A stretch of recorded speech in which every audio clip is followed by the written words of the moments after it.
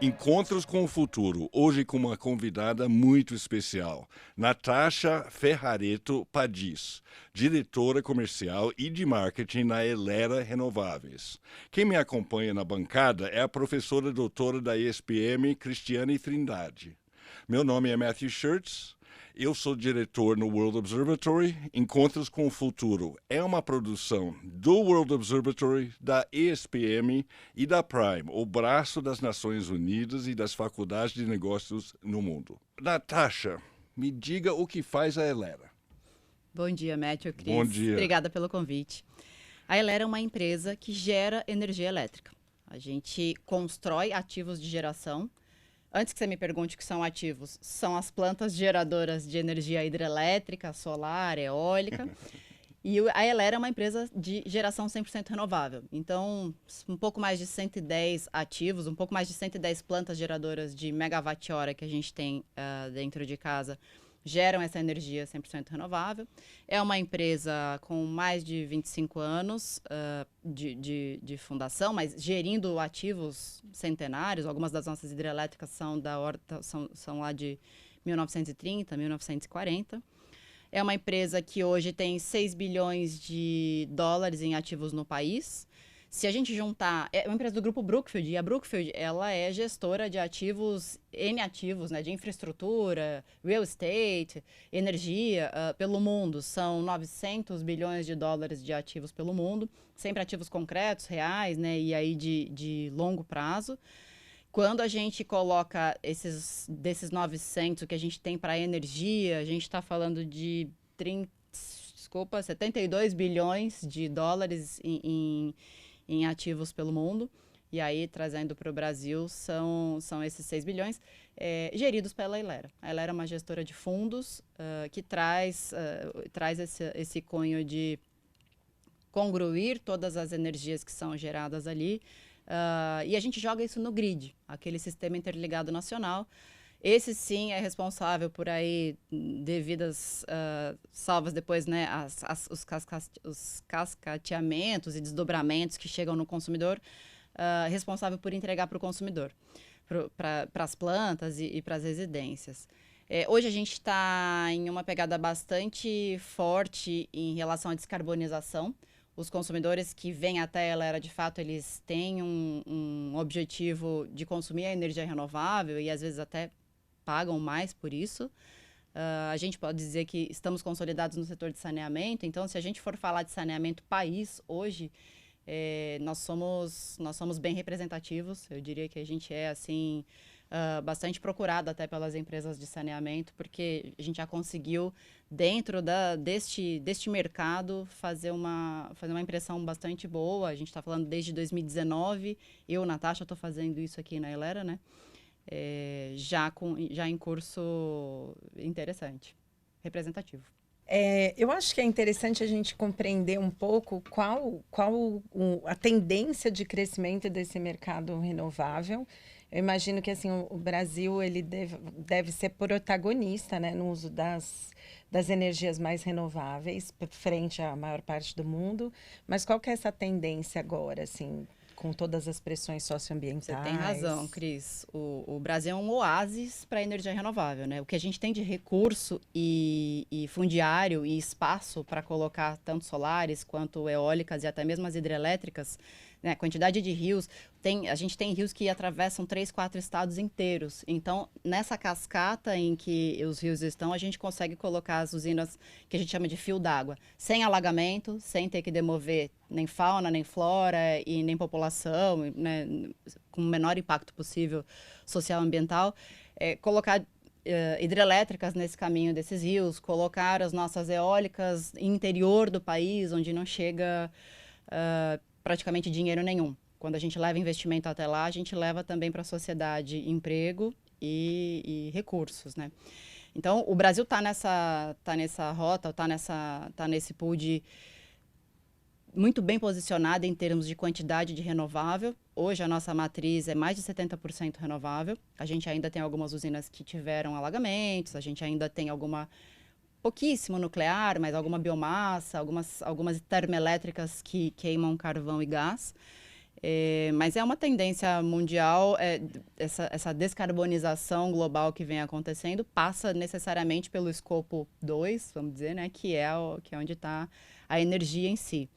O que é o escopo 2? Explica para a gente, por favor. O 2 é aquele que tem a pegada... Nós estamos falando de um relatório de sustentabilidade, certo? Quando a gente fala de encontro com o futuro, né, e a gente está falando em pegada de carbono e essa descarbonização e o caminho pelo qual isso passa necessariamente pela energia elétrica. Então, a gente tem empresas hoje no Brasil que queimam carvão para aquecer uma caldeira, e essa caldeira sim vai fazer o melt, vai fazer o derretimento do alumínio, dos insumos que vão ser beneficiados. Dei um exemplo aqui de uma eletrointensiva. A fabricante de alumínio é uma das mais eletrointensivas, 24/7. Não se pode desligar aqueles fornos, né? Porque senão o forno trinca, quebra. Por que não trocar ou por que não tentar fazer a eletrificação disso? Que seria trocar a queima de carvão ou de gás por colocar energia elétrica fazendo isso de fato. Isso traz, e se essa energia elétrica vier de fonte eólica ou de fonte solar ou de uma hidrelétrica renovável, isso já tem uma descarbonização, isso já tem uma sustentabilidade socioambiental atrelado, intrínseco.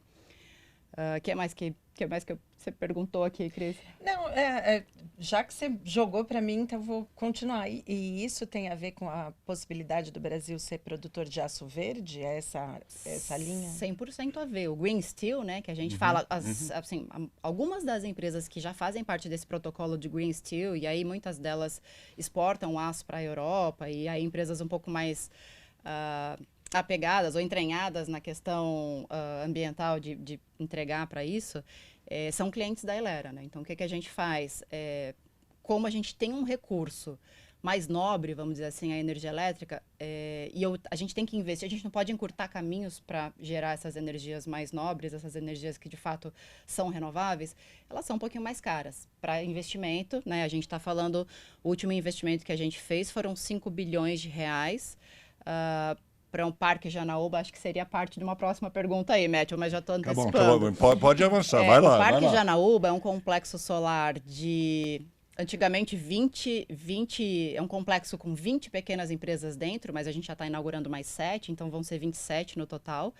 Ele é do tamanho de 4,6 mil estádios de futebol, Maracanãs. Então, é muito grande. É o maior do hemisfério sul. 4.600 campos de futebol espalhados. Tá, perfeito. Área contígua. Assim? É bonito de ver. De solar. Aonde fica? Fica no norte de Minas, Janaúba. É o território, perfeito. O município ali, né? E maior do hemisfério sul. E já inaugurou? Assim, já inaugurou fases 1 e 2, sim. Fase 3 inaugura janeiro de 25. Tá. É um investimento pesado, leva para a comunidade e para tudo que não estava ali ou está ali, né? Uma série de questões sociais importantes. Coloca investimento dentro do país, mexe com os bancos no país também. A gente está falando que um pedaço disso passou por bancos aqui. É uma economia bastante circular assim, e bastante sustentável do ponto de vista de que esses parques vão ficar com 35, 40 anos em operação pelo menos, essa é a estimativa inicial. Em área contígua, o que mais que eu não falei aqui? Esse parque sozinho abasteceria, o que ele gera por mês, abastece 1,6 milhões de residências. É bastante energia. E aí, o que eu tenho lá dentro desse parque? Esses sócios que eu estava te falando. Eu tenho, dos 27, 12 ou 13 dessas empresas que estão lá dentro. E aí, quando eu falo empresas, são as geradoras de energia elétrica. Eu tenho sócios nessas empresas. Por quê? O cara do Green Steel, o produtor de aço verde, ele também está ligado nisso, porque ele também tem que fornecer, ele tem uma cadeia da qual ele tem que fazer parte, ele tem os compromissos dele, seja em Kyoto. Green Steel é uma empresa ou um setor? É um compromisso de entregar o aço verde. E o que quer dizer esse aço verde? Tá. Você está falando que qualquer empresa que tem um compromisso de entregar aço verde. Perfeito, Matt. Tá. Essa empresa, se ela vai ter que consumir de energia renovável, e aí a gente está falando 24/7. E como é que você faz quando o sol se põe? Quando o sol se põe, a gente entra com as nossas eólicas. Tá bom. Essa intermitência, quando a empresa tem um pool complementar, que é o caso da Elera, é perfeito. A gente tem 44 hidrelétricas. E está tudo em rede? Como é que é tudo isso? Em rede. Essa é a beleza do setor elétrico Brasil, né? Isso é algo do qual a gente se orgulha, funciona mesmo. Isso eu posso te falar, estou há 18 anos, esse ano eu completo 18 anos de setor elétrico. Já viajei, já fui em loco, estudo e dá orgulho, assim, de pertencer, assim. O Brasil tem um pool, uma malha para setor elétrico que funciona de verdade. Então, é uma rede interligada, real, fios e postes. Quando a gente está Toda a passando... sua energia passa pela rede. Toda a nossa energia é jogada nesse grid. É jogada nessa grid. E aí o grid, que é controlado por um órgão governamental, o ANS, Operador Nacional do Sistema, ele é responsável por fazer essa divisão entre os estados e submercados que a gente tem, né? Então, o que eu gero no Nordeste, em termos eólicos, o elétron não tem selo, né? Ele pode perfeitamente vir através dos fios e das transmissões, chegar aqui em São Paulo, e muitas vezes é o que acontece. Maior parte do consumo do país está no Sudeste, aqui onde a gente está, a região Sudeste e Centro-Oeste, né? São Paulo é um grande polo consumidor. Mas muito do que a gente está gerando em energia eólica, especialmente, estão no Sul e no Nordeste. Deixa eu fazer uma pergunta, uma curiosidade que é muito básica, mas que eu vou fazer. Vou me humilhar aqui vamos lá. Vamos lá. Se eu sou o produtor de aço verde, Tá bom. e eu compro de você energia renovável, como é que eu sei que essa energia é renovável mesmo e não vem de Belo Monte? Ou não vem de que Belo Monte não é tipo como Alagoa, tá? Ou não vem de uma usina termoelétrica? Boa pergunta, Matthew. Você vai ter que confiar no sistema. É por isso que eu estava polindo essa medalha desse sistema aqui, né? Uma vez que o elétron não tem selo, de fato, o que fica por trás dessa certificação dele é a garantia de origem. É como o vinho, sabe? Sim. Que vem ali o certificado de garantia de origem. Sim, A energia elétrica, ela entra no pool e chega até você. Mas o elétron, sendo ele verde ou não, você realmente não vai saber. Mas tem uma clearing house, tem uma empresa, também um braço também governamental, responsável por organizar essa bagunça. Então, o que eu faço? Eu elero... Como é que chama? CCEE, Câmara de Comercialização de Energia Elétrica. Tá. A Câmara, fica aqui em São Paulo, Alameda Santos, é responsável por organizar tudo isso aqui. Elera, quanto é que você gerou? Tá. A gente vai lá mensalmente, a gente brinca que é um mercado de papel, porque você, enquanto consumidor, gerador de aço e consumindo energia verde... de você, eu contratei de você, isso. Quem vai te certificar isso é esse órgão governamental aqui. É uma instituição sem fins lucrativos, criada e já estamos aí beirando 30 anos de CCE, tá? Já mudou de nome, já teve algumas fases, mas ela é antiga. Ela é responsável por verificar se eu estou gerando mensalmente, quanto é que eu estou gerando, naquele 24/7 que você me perguntou, o que faltou de lacuna para mim, e perguntar, Matthew, a sua empresa que está fabricando green steel está consumindo quanto? Ela faz esse net zero. A gente fala que é um mercado de soma zero. Tudo que você estiver consumindo, se você quer atestar que é renovável, e eu vou precisar, eu tenho que ter mesmo gerado. para vender aço verde, eu vou ter que atestar para alguém, né? Perfeito. A CCE, ela emite relatórios mensais, ela faz a contabilização, emite relatórios mensais e dá na sua mão. Com aquele relatório, você consegue comprovar a sua sustentabilidade no consumo de energia. Perfeito, perfeito. Porque, no fundo, o meu dinheiro vai para você, para a Elera, assim, no fim. Então, e as quantidades são compatíveis, então eu comprei, é mais ou menos isso. A Câmara não entra no Economics, a Câmara não entra no o que você está me pagando. Então, esse contrato bilateral do quanto a gente está comercializando de dinheiro, ela não quer nem ver. Ela não sabe quais são os preços das transações. A quantidade consumida de energia. Mas a parte física do que foi gerado, ela mede, ela tem um medidor, aí sim físico, que vai até a minha planta gerada, e ela tem um medidor que vai até a sua planta consumidora. Ela faz o encontro desses dois medidores mensalmente. Perfeito. Na verdade é de forma horária, mas ela emite o relatório mensal. Perfeito, perfeito. Nossa, incrível, né? Super complexo. E tem aumentado a demanda da indústria por esse serviço mais verde? Para renováveis? Tem o que a gente chama de compradores de indulgências, né? Então, aquele pessoal que não compra a energia renovável em si, compra aquela que já veio de Belo Monte, que alagou, ou que está queimando carvão ou gás, mas compra os IRECs, compra os certificados e faz um net disso. Dependendo do compromisso que essa empresa assumiu, que ela vai ter que prestar contas, seja no protocolo que for, funciona. Mas tem as empresas que, de fato, estão dispostas a pagar um pouquinho mais pela energia efetivamente renovável, que criaram o que a gente chama de adicionalidade. Quer dizer, a empresa foi responsável por fomentar, por ajudar a chegar um novo investimento no país. Investimento que traz dinheiro, que traz emprego que traz benefícios socioambientais e energia elétrica justa, correta, né, do bem para o país. Então, tem aumentado, mas a gente ainda esbarra sempre no tripé, tem a publicidade, tem o goodwill, querer fazer certo, mas tem o financeiro. Se essa conta não fechar, é mais difícil que a empresa engate. Né? Tá, o mercado ainda é mais avesso, ainda o custo é... Se o econômico não fizer parte do game, não dá certo. Essa é assim que o mundo gira, né? Natasha, conta um pouco a história da Elera. Quem começou a Elera? Como começou? Você estava lá? Não estava. Quem dera.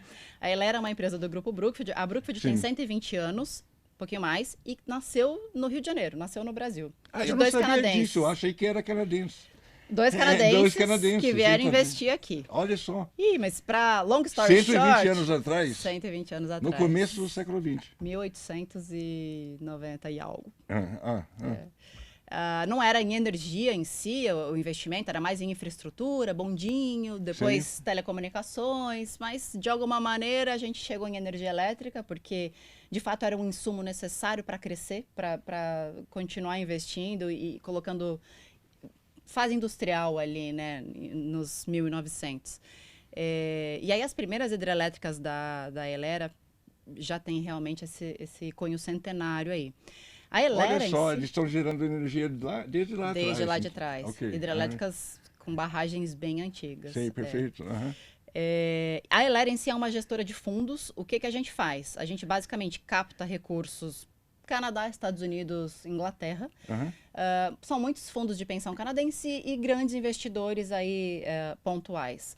E usa esse recurso aqui no país para investir em novas plantas de energia renovável e devolver dinheiro, né? Assim, então, a Elera é uma grande gestora de fundos de pensões e de acionistas que querem investir seu dinheiro em ativos reais, são ativos concretos que vão durar.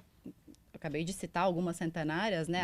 As eólicas e as solares a gente não sabe até onde vão, mas pelo menos esses 35 anos vão. Então, investem em ativos reais de longo prazo. Esse é o mote da Brookfield como um todo, né? Colocar dinheiro em questões concretas, seguras. E por que renováveis? Acredito... Nunca fiz essa pergunta lá para o board, mas acredito porque era a coisa certa a se fazer. No Brasil, a gente é 100% renovável. Algumas outras Brookfields pelo mundo ainda estão se descarbonizando e transformando o que era gás, carvão em renovável, tá, Matthew? Ainda tem alguma coisa da energia renovável, da Brookfield Energia, que está aí em um pouco mais de 30 países pelo mundo. Ainda existe um movimento de transformar a Brookfield Energia em 100% renovável. Brasil já é. Já é. Perfeito. Incrível, né? E no norte, porque quando a gente pensa em energia e essa abundância, esse sistema funciona muito bem aqui, né, para cá, salvo quando chove. Mas o norte do país me parece enfrentar muito mais dificuldade de acesso à energia, né? Aquela coisa de, sei lá, gelo, geladeira, essas coisas tão cotidianas para a gente. Norte. É mais recente, Cris, a ligação do norte a esse sistema que a gente estava falando aqui. Esse grid, por muito tempo, deixou o norte num sistema isolado. Então, no norte só chegava realmente geração a diesel. Era o que se tinha lá. É bem recente. Aqui o regulatório vai me matar, mas entre 5 e 6 anos a gente deve ter o grid chegando de fato a entregar tudo que foi suprido em quaisquer regiões do país lá para o norte. Acho que hoje, mas aí o que depende muito, o grid tá bom, chegou, mas aqui na entrada de São Paulo, algumas subestações, São Paulo é um exemplo horrível porque tem demais, né? É muito grande, mas a transmissora traz até aqui a porta. Aí eu preciso que a Enel vá até lá e construa distribuição. Então, os fios que chegam para a gente aqui em padaria, supermercado, residência, eles são de baixa tensão. Lembra que você recebe energia em 110 volts. A gente está falando que a geradora coloca em 69 mil volts, 138 mil volts. A gente precisa que a cadeia vá acontecendo e se desdobrando, e aí são investidores diferentes. A gente gera e coloca de uma forma bastante alta tensão no sistema. Alguém pega e reduz um pouquinho e traz até a entrada da cidade. Na entrada da cidade, a distribuidora que ganhou a concessão, muitas vezes federal, pega e coloca até a residência. Eu não sei te dizer como é que está no norte hoje para gelo e geladeira, mas deveria se estar pensando em investimento ou já ter se feito ali investimento para chegar a isso no consumidor final, né? Natasha, fala um pouco, antes da gente encerrar aqui, fala um pouco de você. Como é que você chegou nesse mundo que você domina tanto de energias, distribuição e geração? Você começou com geração ou distribuição? Eu comecei com compras no Carrefour. Matt, eu sou... Como é? Você começa com compras? Você comprou a carreira no Carrefour? Fui lá na prateleira. Na prateleira? Eu sou engenheira de formação. A maior parte dos meus amigos já me formei em São José dos Campos, então trabalham na Embraer, já trabalham no você trabalhou na Embraer já? Não. Meus amigos estão espalhados por ali. Eu acabei vindo para São Paulo trabalhar, olha a bobagem, né? E aqui a carreira foi se desdobrando. Trabalhei sempre na área comercial. Então, quando eu estava no Carrefour... Você estava no Carrefour, não comprando, você estava vendendo, na verdade. Exatamente. Eu fazia ali um pedaço comercial. E aí, por algum motivo... pessoal, na verdade, eu comecei a namorar meu marido, que hoje é meu marido. Alguém tinha que sair daquela empresa, eu saí. E caí nesse mercado livre. E aí me apaixonei. De eletricidade. De eletricidade. Sim. E aí o mercado livre, o setor elétrico em si, ele é bastante apaixonante. Há quanto tempo? Isso foi em 2006. 2006, tá. Eu acho que eu completo esse ano 18 anos de carreira, 5 anos de Elera, 5 anos de Grupo Brookfield. Perfeito. Cristiane, você quer fazer mais alguma pergunta? Não, tô. Ok. Adorei. Olha, quer falar mais alguma coisa?